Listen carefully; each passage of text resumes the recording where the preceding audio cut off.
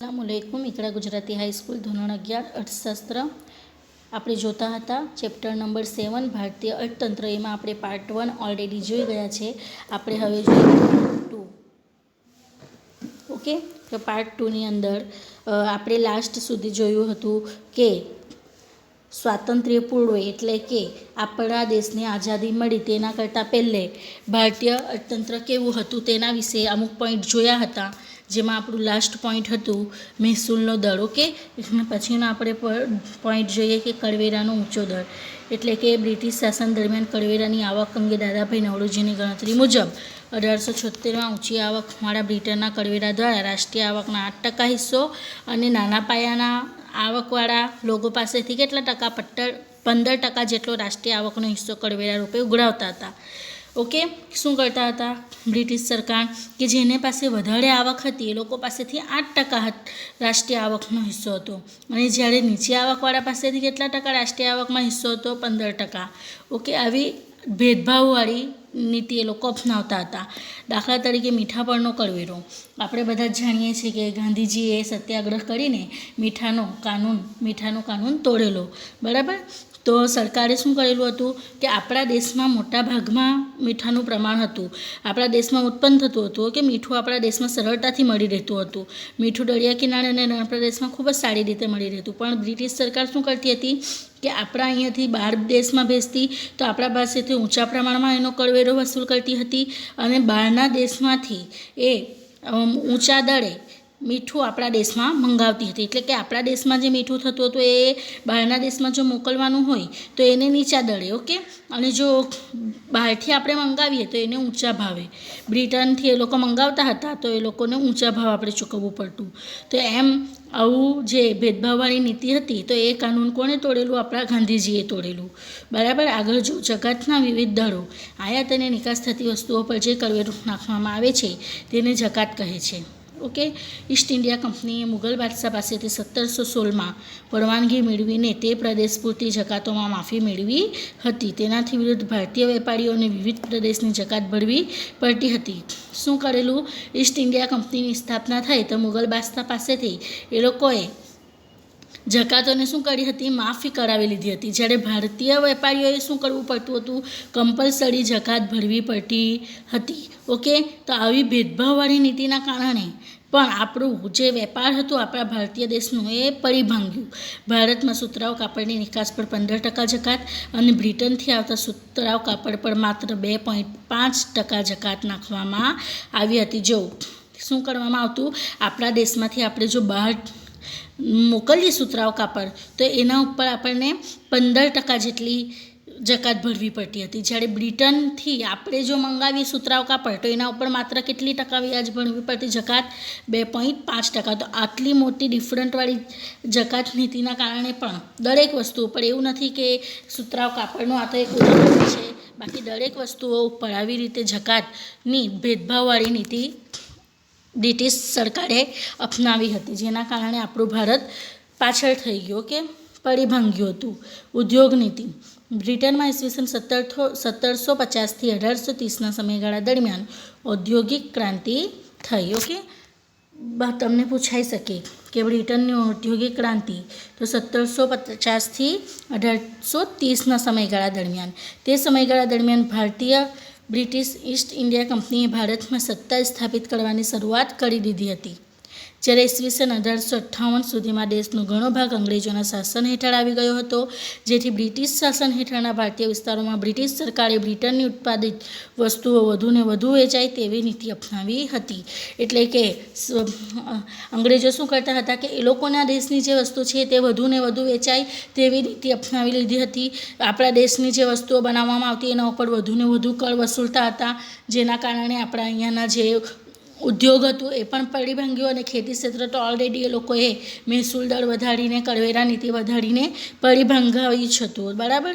જેથી ભારતીય ઉદ્યોગો પડી ભાંગ્યા અને તેના કારણે શ્રમિકોની બેકારી વધી, જે તેમણે ફરી ખેતી તરફ વળવામાં કારણભૂત બની, જેથી શ્રમિકોનું ખેતી ઉપરનું ભારણ વધ્યું। બિચારા જેટલા મહેનત કરતા ઉદ્યોગકારો હતા એ લોકો પાસે એટલા ઊંચા દરે એ લોકો કર વસૂલ કરતા હતા કે બધા ઉદ્યોગકારો પડી ભાંગ્યા, એટલે કે એ લોકોએ હિંમત તોડી કાઢી અને એ લોકોએ ઉદ્યોગો બંધ કરી કરીને પાછું ખેતી ઉપર ગયા.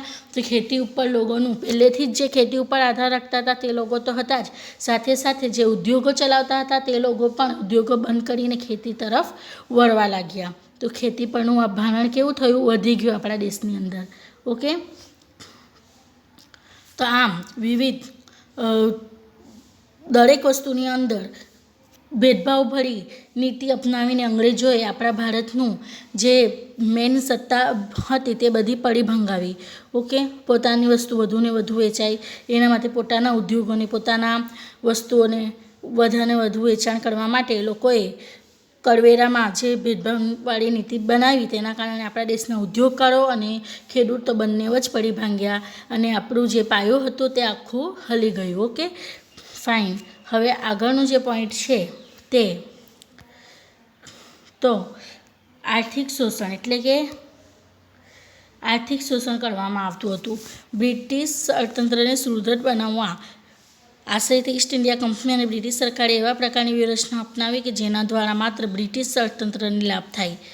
આપણે બધી જે આગળની કરવેરા નીતિ એવું બધું જોઈએ એમાં જોઈ જ ગયા કે એ લોકોએ દરેક વસ્તુમાં એવી નીતિ અમલમાં લાવ્યા કે જેના કારણે ફક્ત અને ફક્ત અંગ્રેજોને જ લાભ થાય, ભારતીય કોઈ પણ વ્યક્તિને તેનો લાભ થાય નહીં. ભારતીય લોકોને એ લોકોએ ખાલી શોષણ માટે યુઝ કર્યા, જ્યારે અંગ્રેજોએ પોતાના વેપાર માટે, પોતાના ઉદ્યોગો માટે જ ફાયદા થાય એવી બધી કાયદાઓનો અમલ કર્યો અને આપણું આર્થિક શોષણ કર્યું. ઓકે, હસ્તકલા કારીગરનું શોષણ.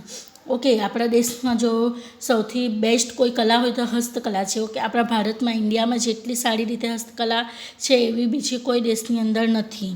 તો વિવિધ હસ્તકલા વસ્તુઓના વેચાણ દ્વારા ઈસ્ટ ઇન્ડિયા કંપની ભારે આવક ઊભી કરવા ઈચ્છતી હતી, જેથી તેણે આંતરિક વેપારના ઇજારાનો લાભ લઈ હસ્તકલાના કારીગરો પાસેથી બજાર કિંમત કરતાં 15થી 40% ઓછી કિંમતે વસ્તુ ખરીદી લેતા અને જો કારીગરો પોતાની વસ્તુઓ નીચા ભાવે આપવા આનાકાની કરતા તો તેઓ પણ અંગ્રેજો દ્વારા શારીરિક જુલમ કરવામાં આવતો. એ લોકો પોતાના હસ્તકલા, તમને એક પિક્ચર જોયું હોય તો ક્રાંતિમાં આપણને બતાવેલું છે, ક્રાંતિ પિક્ચરની અંદર, બરાબર, કે એ લોકો પાસેથી કામ કરાવતા હતા, વણાટ કામ અંદર થતું છે, તો એ કામ કરાવીને એ લોકો વધુને વધુ આવક કમાવતા ને જો એ લોકો પોતાની વસ્તુ વેચવાની ના પાડતા તો એ લોકો ઉપર આર્થિક શારીરિક જુલમ કરવામાં આવતો.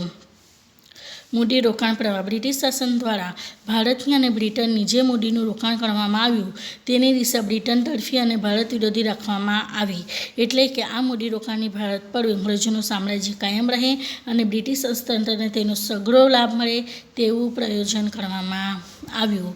દાખલા તરીકે રસ્તા અને રેલવે પાછળ થયેલું જંગી મૂડીરોકાણ. ઓકે, આ મૂડીરોકાણ પાછળનો મુખ્ય હેતુ બ્રિટનના કાચા માલની આયાતને, ભારતમાં તૈયાર વસ્તુની નિકાસને અને લશ્કરી હેરફેરને અનુકૂળ રહે તેવા રસ્તા અને રેલવે રૂટ તૈયાર કરવાનો હતો. એમ કહેવામાં આવ્યું છે કે એ લોકોએ શું કર્યું, જેટલા નાણાં આપણા ભારતમાં રોક્યા એનું દરેક મૂડીરોકાણ એવું કર્યું કે જેના કારણે ભારત દેશ પાછળ જતો રહે અને એ લોકોની જે બ્રિટિશ શાસન છે એ આગળ ને આગળ આવતું જાય એવું એ લોકોએ આપણા દેશની અંદર મૂડીરોકાણ કર્યું. રેલવે અને રસ્તાઓ બનાવ્યા, બરાબર, જેના કારણે એ લોકો પોતાનું મૂડીરોકાણનો યોગ્ય લાભ લઈ શકે, પોતાની વસ્તુઓની આયાત નિકાસમાં લાભ થાય. ઓકે, દરેક રીતે એ લોકોએ એવી નીતિઓ ઘડી કે જેના કારણે ફક્ત અને ફક્ત એ લોકોને જ આર્થિક લાભ થાય. Okay, fine. પછીનો પોઈન્ટ છે વિવિધ ભાડાનો બોજો. ભારતે બ્રિટિશ હુકુમત વહીવટનો ચાર્જ પણ ચૂકવવો પડતો હતો, જે હોમ ચાર્જિંગ એટલે કે ભરણા તરીકે ઓળખાતો હતો. ભારતે બ્રિટિશરોને આવી કેટલીક ચૂકવણીઓ કરવી પડતી હતી, જેમને બ્રિટિશ અધિકારીઓના પગારો તથા પેન્શન ભથ્થાઓ, લશ્કરનો ખર્ચ, દેવા પર વ્યાજની ચૂકવણી વગેરેનો સમાવેશ થતો હતો, જેના આધારે બનતું બજેટ બ્રિટનમાં રજૂ થતું. ઈસવીસન 1924-25ના વર્ષમાં 300 લાખ પાઉન્ડ જેવી જંગી રકમ પડી હતી, જે ઈસવીસન 1945માં 1350 લાખ પાઉન્ડ થવા પામી હતી. આવી વિશિષ્ટ ચૂકવણીઓને આધારે ભારત ગરીબ અને ભારતના ભોગે બ્રિટન ધનવાન બની રહ્યું હતું. બરાબર, એ લોકો શું કરતા હતા કે એ લોકો અહીંયા રાજ કરતા હતા ને એનું પણ ચાર્જ કોના પાસે, વહીવટ કરતા હતા અંગ્રેજો આપણા દેશની અંદર, તો એ વહીવટ કરવાનો ચાર્જ પણ ભારતીયો પાસેથી વસૂલ કરતા હતા, એટલે કે આપણે એનું બી ચાર્જ એ લોકોને ચૂકવવાનું. એટલે આપણે દરેક રીતે એ લોકોએ આપણું શોષણ કર્યું હતું. ઓકે, અંતે 15મી ઓગસ્ટ 1947ના રોજ અંગ્રેજો જ્યારે ભારત છોડીને ગયા ત્યારે ભારતના ખેતી ઉદ્યોગ અને વેપારની ભારે કંગાળ સ્થિતિ થવા પામી હતી. એટલે જ્યારે આપણને આઝાદી મળી ત્યાં સુધીમાં અંગ્રેજોએ આપણા દેશમાંથી એટલો બધો લાભ લઈ લીધો હતો કે આપણા દેશમાં કોઈ પણ વસ્તુ ખેતી ક્ષેત્ર શું, ઉદ્યોગ ક્ષેત્ર શું કે વેપાર ક્ષેત્ર શું, ત્રણે ક્ષેત્રમાં એટલી બધી કંગાળી આવી ગઈ હતી કે આપણો દેશ પાછો ઊભો થશે કે નહીં એ પણ એક પ્રશ્ન હતો. લગભગ 150 વર્ષના ગાળામાં દેશની માથાદીઠ આવક ઘટવા પામી હતી અને ભારતીય અર્થતંત્ર જે ઇંગ્લેન્ડ કરતાં સમૃદ્ધ હતું તે બ્રિટિશ શાસનના શોષણને કારણે ઇંગ્લેન્ડની સરખામણીમાં ખૂબ ગરીબ બન્યું હતું. બરાબર. આપણું ભારતીય અર્થતંત્ર ખૂબ જ સમૃદ્ધ હતું. ભલે એ પાછળ ખેતી પ્રધાન દેશ હતું પરંતુ આપણે દરેક રીતે આપણે આગળ હતા. જ્યારે અંગ્રેજો આવ્યા ત્યારે એ લોકોએ દરેક રીતે ભારતની કોરી ખાધું અને એ લોકોએ પોતાના દેશને આપણા દેશના ભોગે ધનવાન બનાવ્યું. આપણે આપણો દેશ કેવો બની ગયો? ગરીબ. Okay fine.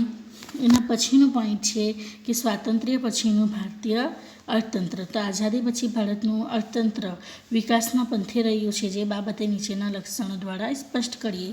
તમને આપ્યું છે કે આઝાદી પછી આપણા ભારતનું અર્થતંત્ર કેવું રહ્યું.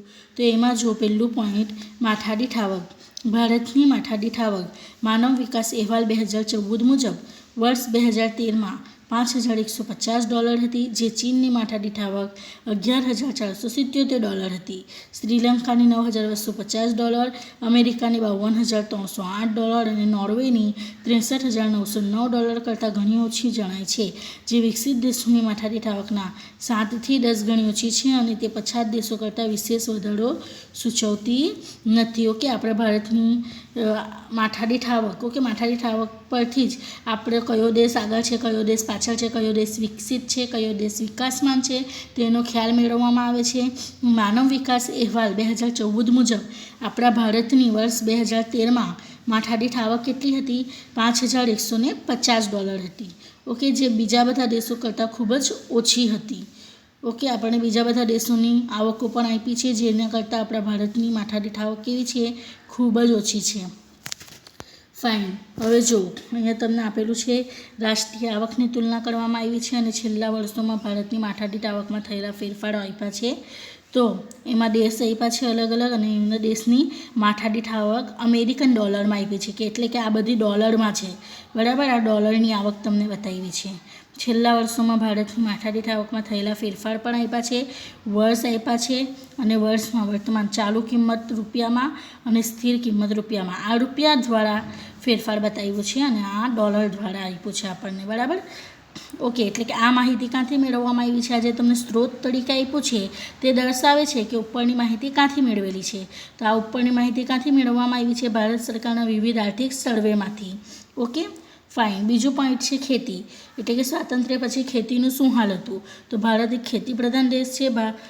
આઝાદી સમયે ભારતની લગભગ 72% અને 2001-2માં 58% વસ્તીને ખેતી ક્ષેત્રમાંથી રોજગારી પ્રાપ્ત થતી હતી, જે પ્રમાણ 2013-14માં ઘટીને લગભગ 49 જેટલું થયું છે. ઉત્તરોત્તર ભારતમાં ખેતી ક્ષેત્રનું મહત્ત્વ ઘટતું ગયું છે.